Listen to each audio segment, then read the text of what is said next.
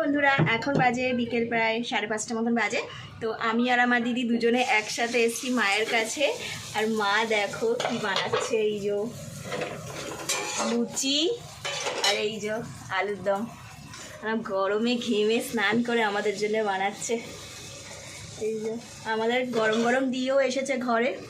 এই যে ফুলকো ফুলকো। তো এই যে আমরা সবাই খেতে বসেছি। এই যে এরাও অলরেডি খাওয়া শুরু করে দিয়েছে। ওদিকে দিদি বসে খাচ্ছে।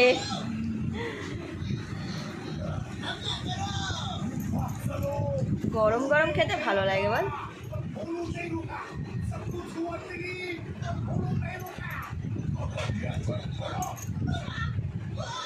ভালো হয়েছে, মাংসের মতো হয়েছে আলুর দমটা।